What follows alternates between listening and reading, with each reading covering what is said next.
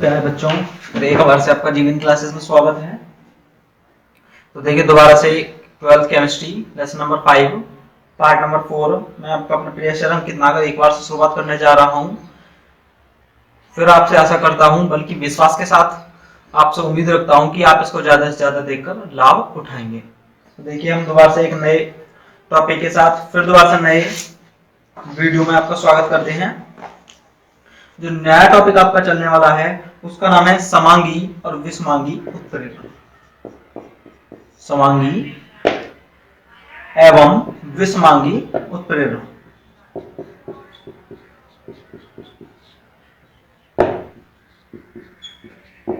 तो देखिए जैसे कि हेडिंग से ही पता पड़ रहा है, समांगी और विषमांगी आपने कक्षा 9 में पढ़ा होगा। समांगी विलयन क्या होता है और विषमांगी क्या होता है। समांगी क्या होता है, जिसके सभी अंग समान होते हैं, अर्थात जिन्हें आप साधारण तौर पर देख के ना बता पाए। जैसे कि आपने पानी में चीनी को घोल दिया है, तो पानी में चीनी घुलने से क्या पता पड़ रहा है, वह कैसा विलयन है, समांगी। अर्थात पानी और चीनी का घोल जो होगा वह समांगी होगा, जबकि पानी में आपने बालू घोला हुआ है, बालू मतलब रेत घोला हुआ है, तो आप उसको कितना भी घोल लें उसके अंग जो होंगे वो हमेशा विषम होंगे, यानी अलग प्रकार के होंगे। इस प्रकार का विलयन जो होगा वो विषमांगी कहलाएगा, अर्थात अलग अलग प्रकार के अंगों वाला विलयन। तो इसी के आधार पे हमारी जो ये हेडिंग है आपको ध्यान से सुननी है तो और समझनी है। तो देखिए सबसे पहले बात करेंगे समांगी उत्प्रेरण की।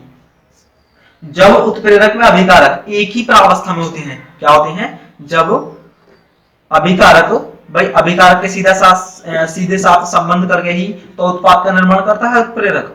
जब अभिकारक वह उत्प्रेरक एक ही प्रावस्था में होते हैं, अर्थात उनकी अवस्था कैसी होती है, एक जैसी। यदि ठोस है तो ठोस रहेंगे, द्रव है तो द्रव रहेंगे। इस प्रकार के उत्प्रेरक को समान उत्प्रेरक और इस प्रकार के उत्प्रेरण को समांगी उत्प्रेरण कहते हैं। जब उत्प्रेरक और अभिकारक दोनों क्या करते हैं, भाई अभिकारक और अभिकारक मिलकर ही तो अभिक्रिया होती है। क्या होती है, अभिक्रिया। अभिकारक प्लस अभिकारक इज इक्वल टू उत्पाद बनता है, जानते हैं आप रासायनिक अभिक्रिया में। तो यहाँ पर हम उत्प्रेरक लेते हैं, जब उत्प्रेरक और अभिकारक दोनों कैसे हो जाएंगे, एक जैसे हो जाएंगे, अर्थात उनकी अवस्था कैसे हो जाएंगी, एक जैसी हो जाती है। तो इस प्रकार के उत्प्रेरक को क्या कहते हैं, समांगी उत्प्रेरक। और यह पूरी प्रोसेस जो होती है, पूरा प्रक्रम जो होता है, यह कहलाता है समांगी उत्प्रेरण। देखिए एक एग्जांपल के द्वारा फिर आसानी से समझेंगे। देखिए एग्जांपल थोड़ा ध्यान से देखिए, क्या होता है, एनओ की उपस्थिति में ऑक्सीजन SO2 का SO3 में ऑक्सीकरण हो जाता है। देखिए तो हम लेते हैं SO2 सल्फर डाइऑक्साइड, और इसका क्या कर रहे हैं, O2 की उपस्थिति में हम इसमें नाइट्रस ऑक्साइड, जो नाइट्रोजन ऑक्साइड है, उससे क्या करते हैं, इसकी क्रिया करते हैं। तो ये भी क्या है हमारी NOG, यहाँ पर G क्या है, गैस, और यहाँ O2 क्या है, वो भी गैस, और SO2 क्या है, वो भी गैस। तो अभी बताया था मैंने आपको, अभिकारक और अभिकारक और उत्प्रेरक और अभिकारक दोनों जब क्या होते हैं, हमारे दोनों एक ही अवस्था में होते हैं। तो यहाँ जो हम इसको शॉर्ट में दिखाते हैं स्मॉल लेटर्स में, ये उसकी अवस्था दिखाते हैं। आपने यहाँ पे एस भी देखा होगा कभी कभी, तो सॉलिड को दर्शाएगा, कभी कभी एल लिक्विड देखा होगा, कभी कभी AQ देखा होगा, तो ये इसकी अवस्थाओं को दर्शाते हैं। तो बनने वाला अभिकारक क्या होगा, SO3G, अर्थात ये भी क्या है, गैस। ये कितने बड़े अणु बने आपके, 2 अणु। तो यहाँ से इससे क्या पता पड़ता है हमारा, इससे पता पड़ता है कि जब अभिकारक और उत्प्रेरक दोनों क्या होते हैं, हमारे समांगी होते हैं। तो इस प्रकार की जो पूरी प्रक्रम है, जो उत्पाद का निर्माण होगा, वह समांगी उत्प्रेरण के द्वारा होता है। एक और एग्जांपल चाहें तो आप आसानी से ले सकते हैं, जैसे कि ओजोन का अपघटन, वो भी अणु की उपस्थिति में होता है, तो उसमें भी तीनों गैसों के ही भाग लेते हैं। ऐसे लिक्विड के लिए आप एक लिक्विड के लिए एक महत्वपूर्ण प्रक्रम का वर्णन करेंगे, जिससे समांगी उत्प्रेरण स्पष्ट होगा। हम क्या करते हैं, C12H22O11, ये होता है आपका ग्लूकोज, या इसको कहते हैं हम शर्करा। इसका हम जलीय अपघटन करते हैं, क्या करते हैं, इसका जलीय अपघटन ये करते हैं हम H2SO4 के द्वारा। किसके द्वारा, H2SO4, यानी सल्फ्यूरिक अम्ल। ये भी लिक्विड, ये यहाँ पर लिक्विड है ही चला आपका। ऐसे ही ये भी क्या होता है, हमारा शर्करा लिक्विड होता है। सॉरी, ये होता है हमारा एक्विलिब्रियम फॉर्म है, मिश्रित इसको कहते हैं, जलीय गैसीय अवस्था में मिश्रित फॉर्म होती है इसकी। तो यहाँ पे जो निर्माण जो होता है वह भी उससे जो निर्माण होता है ग्लूकोज और फ्रक्टोज का होता है। C6, सॉरी मैंने इसको आपको गलत बता दिया था, ये होता है सुक्रोज। क्या होता है, सुक्रोज शर्करा। तो यह बनता है C6H12O6। ऐसे ही दोबारा से बनता है C6, समान अणु सूत्र बनता है C6H12O6। ये समान अणुिक सूत्र होते हैं दोनों के। ये बनता है ग्लूकोज और ये बनता है फैक्टोज। तो यहाँ पर आपने देखा कि इस प्रक्रिया में सुक्रोज गन्ने का शर्करा विलीन के रूप में लिया गया और बनने वाला उत्प्रेरक भी क्या है, द्रव। ये भी द्रव और ये भी द्रव की अवस्था है। तो यहाँ जो अभिक्रिया होगी वो कैसे होगी, समांगी उत्प्रेरण। इसी के साथ एक नेक्स्ट हेडिंग का वर्णन करें तो वो होती है विषमांगी उत्प्रेरण। इसी की समांगी आप समझ चुके हैं, तो उसके जस्ट अपोजिट विषमांगी। विषमांगी क्या होता है, अभी मैंने आपको समझाया था, पानी और बालू का जो मिश्रण है वह क्या कहलाता है, विषमांगी। तो देखिए इसको इसकी परिभाषा पहले समझ लेते हैं। जब अभिकारक तथा उत्प्रेरक भिन्न भिन्न प्रावस्थाओं में होते हैं, मतलब क्या होता है, जो अभिकारक आपने लिया हुआ है और इसके साथ जो उत्प्रेरक ले रहे हैं आप अभिक्रिया में, उन दोनों की जो प्रावस्था होती है, अर्थात जो उनकी अवस्थाएं होती हैं वह कैसी होती हैं, असमान होती हैं। और इस प्रकार के उत्प्रेरण को, जब इसमें क्रिया होती है उत्प्रेरक की, तब ये दोनों आपस में क्रिया करके उत्पाद का निर्माण करते हैं। तो इस प्रकार की पूरा प्रक्रम विषमांगी उत्प्रेरण कहलाता है। इसको भी एक एग्जाम्पल के थ्रू हम आसानी से समझ सकते हैं। क्या होता है, बारीक आयरन की उपस्थिति में N2 तथा H2, इसमें भी हैवर प्रक्रम लेते हैं अपना, नाइट्रोजन और हाइड्रोजन। ये कितने अनुपात में लेते हैं, 1:3 में हम नाइट्रोजन हाइड्रोजन लेकर अमोनिया का निर्माण करते हैं। यहाँ पर बनते हैं 2NH3। तो हम क्या पढ़ रहे हैं, देखिए यहाँ पे क्या है, ये गैस है और ये भी गैस है। मैंने आपको पहले ही बताया था, यहाँ पर जो उत्प्रेरक की उपस्थिति लेते हैं वह लेते हैं आयरन। क्या लेते हैं, आयरन। और आयरन में जो आयरन क्या होता है आपका, सॉलिड होता है। क्या होता है, सॉलिड। तो यहाँ पे क्या होगा, ये गैस और ये गैस, और ये क्या हो गया, सॉलिड, ठोस हो गया। तो ऐसी स्थिति में ये क्या होगा, विषमांगी हो गए ना भाई, इनके जो अंग हो गए वो कैसे हो गए, विषमांग। तो इस प्रकार के उत्प्रेरक को हम विषमांगी उत्प्रेरण कहते हैं। और भी एग्जांपल आप आसानी से अपनी उसमें बुक में देख सकते हैं, उनको समझ सकते हैं। वैसे आप एक ही एग्जांपल कंठस्थ रखेंगे तो वह आपके लिए ज्यादा अच्छा होने वाला है। देखिए हम एक नई हेडिंग की बात करेंगे जो एक नए टॉपिक के रूप में आपके बोर्ड में भी आसानी से आ सकता है, विषमांगी उत्प्रेरण का अधिशोषण सिद्धांत। विषमांगी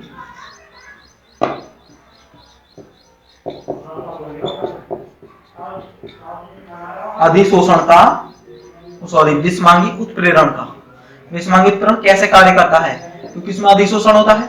विषमांगी उत्प्रेरण का अधिशोषण सिद्धांत। तो देखिए इसको पॉइंट ऑफ व्यू की सहायता से हम कुछ पॉइंटों में बना के इसको आसानी से समझेंगे। वैसे ये डायरेक्टली प्रत्यक्ष कक्षाओं में आपको ज्यादा आसानी से समझाया जा सकता था, लेकिन फिर मैं ज्यादा से ज्यादा कोशिश करूंगा कि आप इनको अच्छी आसानी से और ज्यादा से ज्यादा समझ सकें। विषमांगी उत्प्रेरण की क्रियाविधि व्याख्या करने के लिए अधिशोषण सिद्धांत ही इसमें प्रयोग करता है। अर्थात विषमांगी उत्प्रेरण जो होता है वह अधिशोषण के द्वारा ही होता है। प्राचीन अधिशोषण सिद्धांत जो आप पीछे पढ़ के आए हैं उसके अनुसार गैसीय अवस्था या विलयन में अभिकारक ठोस उत्प्रेरक के पृष्ठ पर अधिशोषित हो जाते थे। पीछे आप पढ़ के आए हैं, यहाँ पर कोई ठोस लेते थे, वो जो ठोस था वो क्या करता था, द्रव का, और या कोई विलयन लिया हुआ है तो विलयन में से विलय और विलायक दोनों को क्या कर लेता था, अधिशोषण कर लेता था। तो पृष्ठ पर अभिकारकों की सांद्रता में वृद्धि की अभिक्रिया दर बढ़ जाती थी। जो पृष्ठ थी उसमें अभिकारकों की सांद्रता में जो वृद्धि हो जाती थी और वृद्धि के फलस्वरूप अधिशोषण की क्रिया तेजी से होती थी। यह अधिशोषण की अभिक्रिया ऊष्मक्षेपी होने के कारण होती थी, अर्थात इसमें से खुद में उल्टी ऊष्मा प्राप्त होती थी। तो देखिए इसमें कुछ और पॉइंट आपके लिए, अब जो जरूरी पॉइंट है वो ध्यान रखने योग्य है। विषमांगी उत्प्रेरण की क्रियाविधि को मध्यवर्ती यौगिकों के सिद्धांत द्वारा आसानी से समझा जा सकता है। अर्थात 3 प्रकार के सिद्धांत आ गए हमारे। एक तो होता है प्राचीन अधिशोषण सिद्धांत, एक माध्यमिक अधिशोषण सिद्धांत और एक आधुनिक अधिशोषण सिद्धांत।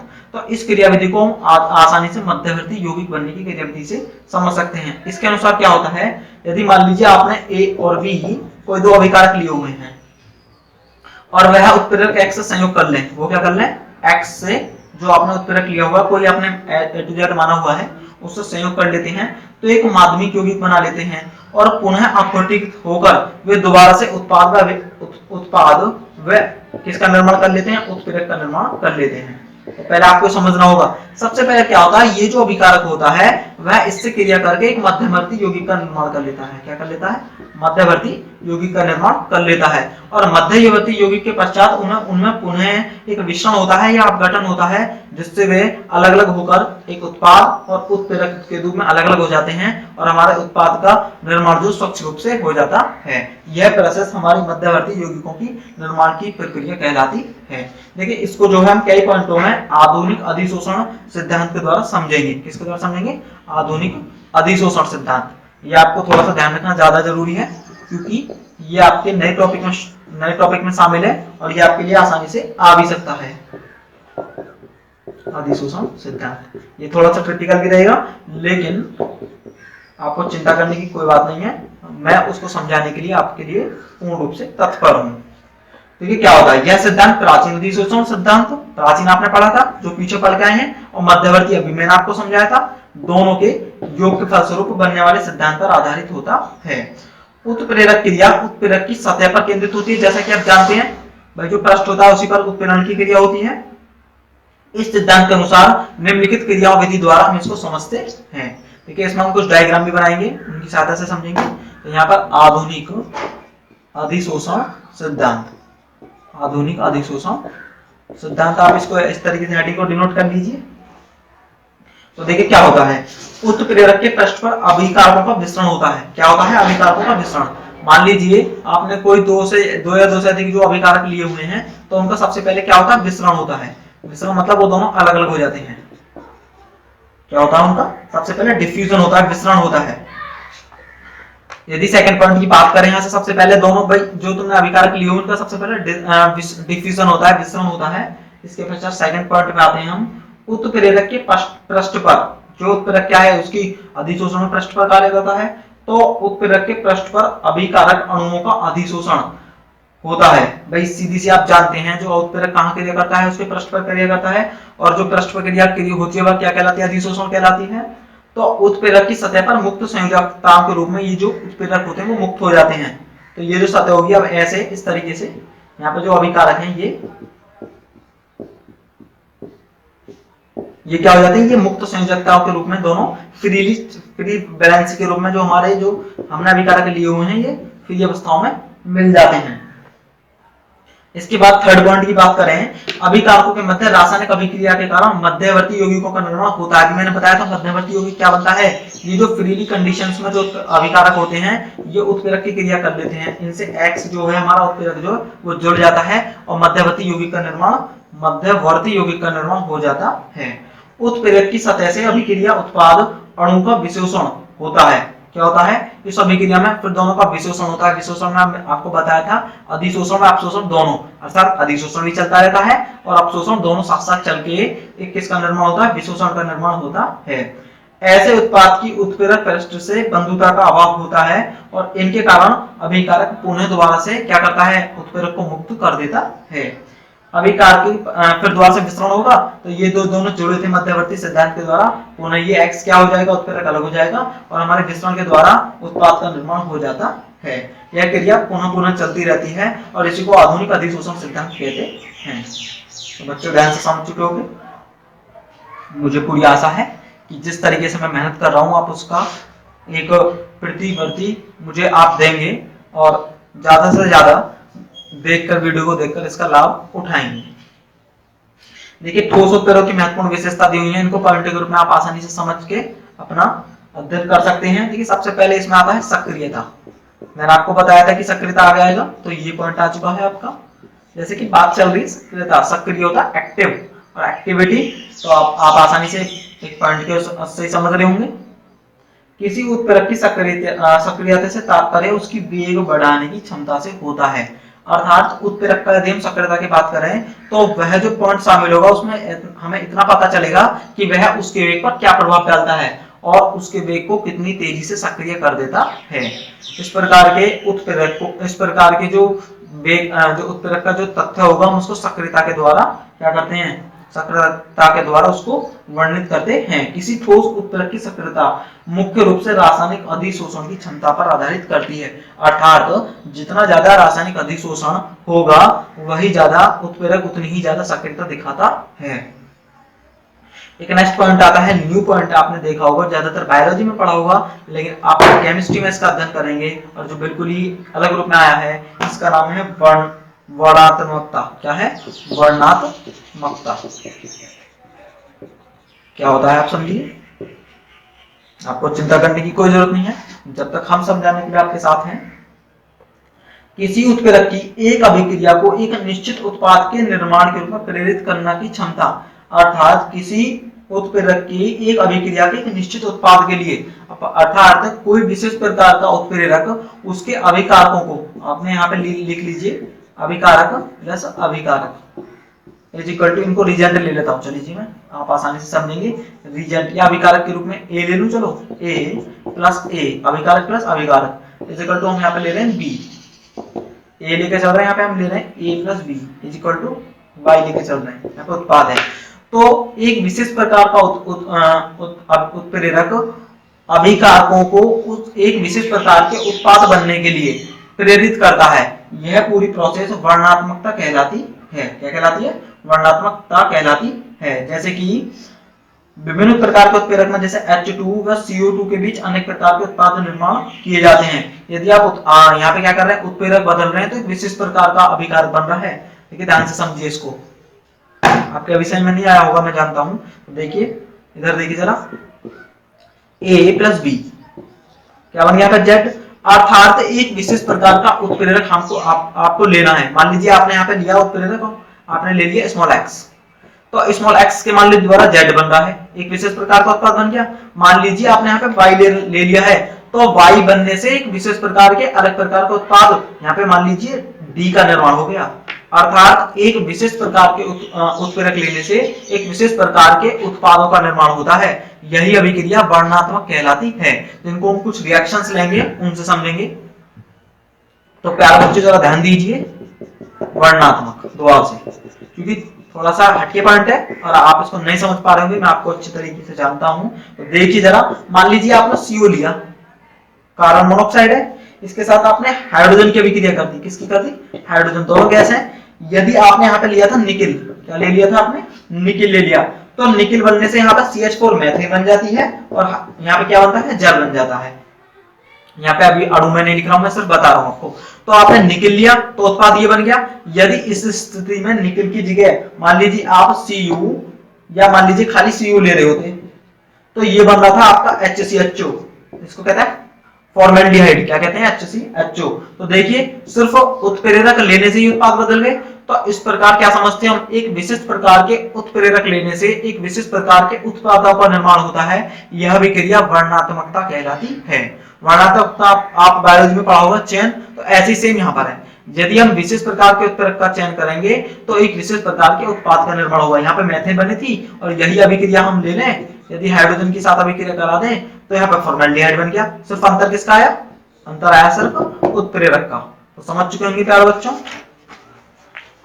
तो आप इसको ध्यान से समझ चुके होंगे और मुझे नहीं लगता कि आप भी इसमें कोई डाउट रह गया होगा। यदि कोई भी डाउट रह जाता है तो उसके लिए हम प्रत्यक्ष रूप से आपके सामने बैठे हैं, या आप किसी भी तरीके से मुझे कांटेक्ट कर सकते हैं। मैंने आपको बताया था कि आप दोबारा से 8394078126 ये मेरा व्हाट्सएप नंबर, या डायरेक्टली मुझे कॉल करना चाहें तो 811920। तो आप नंबर लिख कर 9368811920। तो देखिए एक नई प्रकार की हेडिंग चलती है जो एक वर्णात्मक सिद्धांत को ही वर्णन करती है, जियोलाइटों। देखिए एक नई हेडिंग आई है, आपके पहले उसमें नहीं थी, तो इसका अध्ययन आपको थोड़ा सा अलग लगेगा, लेकिन कोई परेशानी नहीं है। आप यदि मेहनत करेंगे तो हर कुछ आपके समझ में आसानी से आएगा।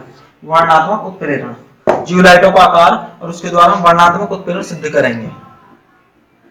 तो देखिए क्या होता है जियोलाइटों। सबसे पहले वह उत्प्रेरक की अभिक्रिया जो उत्प्रेरक की रंध्र संरचना एवं अभिकारकों व उत्पाद अणुओं के साइज पर निर्भर करती है। आकार वर्णात्मकता उत्प्रेरण कहलाती है। गौर से समझिए एक बार, वह उत्प्रेरक की अभिक्रिया, उत्प्रेरक की मतलब जिसमें उत्प्रेरण हो रहा हो, उत्प्रेरक की रंध्र संरचना, रंध्र मतलब जो उसके जो भाग होते हैं, जो जो तंतु उसमें सम्मिलित होते हैं, उनकी संरचना वह अभिकारकों व अणुओं के साइज पर निर्भर करती है। इस प्रकार के उत्प्रेरण को वर्णनात्मक उत्प्रेरण कहते हैं। जैसे कि इसमें हम एक जियोलाइट का प्रयोग करते हैं। जियोलाइट होता है आपका MX/N AlO2, इसके अणुओं की संख्या होती है X, और यहाँ पे SiO2 आप जानते हैं सिलिकॉन ऑक्साइड, इसके अणु होते हैं Y, जबकि Z जो होते हैं हमारे जल के अणु होते हैं। इसको कहते हैं जियोलाइट। यह एक एल्यूमिनो सिलिकेट होता है। क्या होता है? Alumino silicate. जहां N जो होते हैं हमारे धातु धनायन पर धनावेश, तथा Z क्या होते हैं हमारे यहाँ पर, Z जो होते हैं जल योजित जल के अणु होते हैं। जैसे कि आपने सामने दिखा होगा, Z जल के अणु की संख्या दिख रही है। ये त्रिविमीय नेटवर्क वाले सूक्ष्म संबंधी सिलिकेट्स होते हैं। मतलब ये सूक्ष्म श्रीरंध्र तीनों 1 2 3, तो ये 3 नेटवर्क वाले, त्रिसंयोजी नेटवर्क वाले क्या होते हैं? सिलिकेट्स होते हैं। इनमें Al, O और Si तीनों के मध्य, यानी एल्यूमिनियम का अवयव, ऑक्सीजन का अवयव और सिलिकॉन का अवयव, इनके मध्य एक त्रिसंयोजी रंध्र वाले परमाणुओं का निर्माण होता है, जिसे हम जियोलाइट कहते हैं। तो इस प्रकार की उसको करने के लिए आप जियोलाइट की संरचना एक मधुमक्खी के छत्ते के आकार की होती है। जैसे कि आप रंध्र जानते हैं, आपने उसमें देखे होंगे पत्ते में थोड़ा थोड़ा, आप यदि उसमें बायोलॉजी में आपने देखा होगा कि यदि हम किसी भी पत्ते को उठाकर देखते हैं उसमें सूर्य के प्रकाश में, तो छोटे छोटे रंध्र बने होते हैं। ऐसे ही हमारे जियोलाइटों में रंध्र का निर्माण होता है। तो देखिए एग्जांपल के द्वारा हम इस जियोलाइट के प्रक्रम को आसानी से क्लियर करते हैं, और फिर एक हम अपनी नई हेडिंग की ओर बढ़ते हैं। जैसे कि आपने देखा होगा सोडियम एल्यूमिनो सिलिकेट, या ये क्या है? जियोलाइट होता है। छोटे आकार के कारण शाखित हाइड्रोजनों, जो शाखा के हाइड्रोकार्बन्स होते हैं आप जानते हैं, मैंने आपको प्रत्यक्ष कक्षाओं में बहुत ज्यादा डिटेल में उनको पढ़ा रखा है, जिनमें शाखाएं बनी होती हैं, अर्थात जिनमें शाखाओं का निर्माण होता है। ऐसे शाखा इस तरीके से बना होता है, शाखित हाइड्रोकार्बन्स होते हैं। तथा बड़े आकार के एरोमेटिक हाइड्रोकार्बन को अधिशोषित नहीं कर सकता, परंतु सरल हाइड्रोकार्बन को अधिशोषित कर सकता है। किसके कारण? अपनी विशेष प्रकार की वर्णनात्मक प्रकृति के कारण। आपको बताया था कि वर्णनात्मक प्रकृति जो होती है वह उसके विशेष गुणधर्म के कारण होती है, परंतु इसके कारण जियोलाइटों में होने वाली अभिक्रिया अभिकारक व उत्पाद अणुओं को आकार व आकृति के साथ साथ रंध्र व कोटरों पर निर्भर करती है। अर्थात जो जियोलाइट जो हमने लिया हुआ है, उसके जो रंध्र होंगे या उसके जो विशेष प्रकार के गुणधर्म होंगे, उसी के अकॉर्डिंग अधिशोषण या उत्प्रेरण की अभिक्रिया होती है। तो आप सिर्फ वर्णनात्मक प्रोसेस के द्वारा जियोलाइटों का वर्णन आसानी से समझ चुके होंगे। इसके अलावा हम एक नई हेडिंग चलते हैं जिसका नाम है, तो यह क्या होता है, देखिए थोड़ा सा एक पॉइंट इसमें रह गया था, समझ लीजिए जरा जियोलाइटों में। तो जियोलाइटों द्वारा संपादित उत्प्रेरण का आकार वर्णनात्मक उत्प्रेरण होता है। अर्थात जियोलाइट किसके ऊपर व्यवहार करते हैं? वर्णनात्मक के ऊपर। वर्णनात्मक मैंने आपको समझा दिया। तो जियोलाइट एक प्रकार का वर्णनात्मक उत्प्रेरण है। यह आपकी हार्ड हेडिंग थी, लेकिन फिर भी मैं आपको इसको बहुत अच्छे तरीके से प्रत्यक्ष कक्षाओं में समझाऊंगा, या फिर आप यहाँ भी ज्यादातर इसका भाग समझ चुके होंगे, नहीं तो आप मुझे इसके साथ मुझसे कॉन्टेक्ट कीजिए, मैं आपको इसको बता दूंगा, या प्रत्यक्ष कक्षाओं में इसका अध्ययन हम आसानी से करेंगे। देखिए एक नेक्स्ट हेडिंग शुरू होती है एंजाइम उत्प्रेरण। क्या होता है? एंजाइम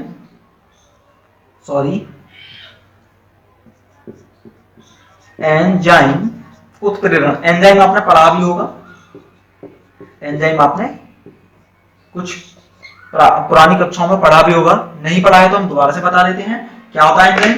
वनस्पतियों में जंतुओं के शरीर में संपन्न होने वाली विभिन्न रासायनिक व जैव रासायनिक, आपके शरीर में बहुत सारी हजारों करोड़ों प्रकार की क्या होती है? रासायनिक और जैव रासायनिक अभिक्रिया होती हैं। हमारे शरीर में तरह तरह के रसायन व क्रिया करते रहते हैं। तो इन रासायनिक अभिक्रियाओं में प्रोटीन उत्प्रेरक का कार्य करते हैं। क्या करते हैं? इन रासायनिक अभिक्रियाओं में प्रोटीन उत्प्रेरक का कार्य करते हैं। अर्थात हमारे शरीर में भोजन का पाचन, गैस का निकलना, खून का बनना, खून का जाना, इस प्रकार की रासायनिक अभिक्रियाएं चलती रहती हैं। इसके साथ साथ बहुत सारे प्रकार के जैवीय अवयव भी हमारे शरीर में क्या करते हैं? भाग लेते हैं, और वो भी अभिक्रिया करते हैं। तो उनमें कुछ प्रकार के विशेष प्रोटीन जो होते हैं उत्प्रेरक का कार्य करते हैं। उन्हीं उत्प्रेरक को हम एंजाइम्स कहते हैं। अर्थात जीवों के शरीर में होने वाले जीवीय और रासायनिक जो अभिक्रियाएं होती हैं, उनमें कुछ विशेष प्रकार के प्रोटीन उत्प्रेरक का कार्य करते हैं, उनको एंजाइम कहते हैं। आपने बहुत सारे सिरप देखे होंगे या दवाएं होंगी, उन पर आपने देखा भी होगा लिखा हुआ एंजाइम। क्योंकि क्या होती है, हमारे शरीर में बहुत सारी जो अभिक्रियाएं वो ठंडी पड़ जाती हैं, मंद पड़ जाती हैं, उनके लिए हमें उसी विशेष प्रकार के एंजाइम्स की जरूरत होती है जो उस अभिक्रिया को प्रॉपर रूप से दोबारा से चालू कर देता है। हमारे जीवन चक्र में एंजाइम की उपस्थिति अत्यंत आवश्यक होती है। देखिए एंजाइम को इस अभिक्रिया से आप आसानी से समझ सकते हैं। यदि मान लीजिए आपके शरीर में एंजाइम की अनुपस्थिति कर दें तो एक समय के भोजन को पाचन के लिए आपको 50 वर्ष लग जाएंगे। अर्थात कितने ज्यादा जरूरी होते हैं हमारी रासायनिक अभिक्रियाओं में, आप इस अभिक्रिया के द्वारा आसानी से समझ सकते हैं। तो दोबारा से एक बार परिभाषा देखिए, विभिन्न रासायनिक अभिक्रियाओं व जीवन तंत्र में उत्प्रेरक की उपस्थिति करने वाले ग्लोबुलर प्रोटीन, एक विशेष प्रकार के प्रोटीन होते हैं ग्लोब्यूलर प्रोटीन को ही हम क्या कहते हैं, एंजाइम्स कहते हैं, जो हमारी रासायनिक अभिक्रिया व जीवन चक्र में उत्प्रेरक की तरह कार्य करते हैं। और दोबारा से समझिए साधारण भाषाओं में, वनस्पति और जंतुओं अर्थात जीवों में क्या होते हैं, हमारे जीवों में होने वाली जैविक और जैव रासायनिक अभिक्रियाओं में विशेष प्रकार के प्रोटीन उत्प्रेरक का कार्य करते हैं। जो जीव होते हैं उनमें क्या होंगी, बहुत सारी जैविक और रासायनिक अभिक्रिया होंगी, क्या होंगी, जैविक और जैव रासायनिक अभिक्रिया, बायोकेमिकल अभिक्रिया होती हैं। अब इन अभिक्रियाओं को एक विशेष प्रकार के प्रोटीन क्या करते हैं, उत्प्रेरक का कार्य करना शुरू कर देते हैं। और यही उत्प्रेरक की क्रिया जो है, यही जो उत्प्रेरक होते हैं वही हमारे क्या कहलाते हैं, एंजाइम्स कहलाते हैं। देखिए एंजाइम को जैव रासायनिक उत्प्रेरक भी कहा जाता है, अर्थात जीव रसायनों के बीच जो उत्प्रेरक होते हैं वो क्या कहलाते हैं, हमारे एंजाइम्स, जो हमारे एंजाइम्स कहलाते हैं। तो एंजाइम्स के कुछ बहुत सारे पॉइंट हैं आपको ध्यान रखने हैं। ठीक है, रासायनिक दृष्टि से सभी एंजाइम ग्लोब्यूलर प्रोटीन होते हैं, एक विशेष प्रकार के प्रोटीन की संरचना होती है जिसको ग्लोब्यूलर प्रोटीन कहते हैं। तो सभी एंजाइम्स जो होते हैं हमारे ग्लोब्यूलर प्रोटीन होते हैं। कुछ एंजाइमों में अप्रोटीन समूह भी उपस्थित होता है, उन्हें अप्रास्थितिक क्या कहते हैं, अप्रोस्थितिक प्रोटीन भी कहते हैं। अर्थात कुछ में प्रोटीन नहीं होता, वो भी उत्प्रेरक का कार्य करते हैं हमारे शरीर में, हम उनको जो प्रोस्थितिक प्रोटीन कहते हैं, जिनमें प्रोस्थितिक समूह उपस्थित होता है। प्रोस्थितिक समूह जो होता है वो Zn2 पॉजिटिव अर्थात जिंक के जो लवण होंगे और मैग्नीशियम के होंगे, इसके साथ साथ कोबाल्ट व अन्य धातुओं के होते हैं। जब प्रोस्थितिक समूह एक धातु आयन होता है तो उसे कोफैक्टर कहा जाता है। क्या कहा जाता है, जब उसमें धातु आयन हो जाता है तो इन धातु आयनों के कारण उसको कोफैक्टर कहते हैं। क्या कहते हैं, कोफैक्टर। और यह प्रोस्थितिक समूह एक छोटे कार्बनिक अणु में होता है तो इसको कोएंजाइम कहते हैं। जब एक छोटे अणु में उपस्थित होता है इसको कहते हैं कोएंजाइम।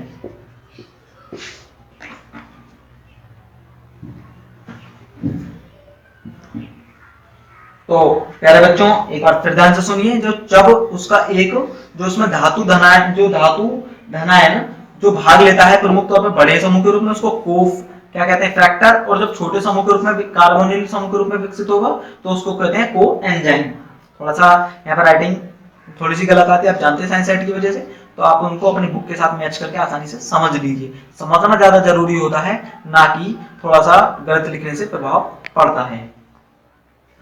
तो शरीर में होने वाले विभिन्न प्रक्रमों के लिए अनेक प्रकार के कोएंजाइम्स की व्युत्पत्ति कुछ विटामिनों के द्वारा होती है, जैसे कि आपने थायमिन सुना होगा, राइबोफ्लाविन सुना होगा, ये सब क्या हैं, हमारे विभिन्न प्रकार के कोएंजाइम्स ही हैं। इस प्रकार एंजाइम्स के प्रोटीन भाग को एपोएंजाइम्स कहा जाता है। क्या कहा जाता है, एपोएंजाइम्स कहा जाता है।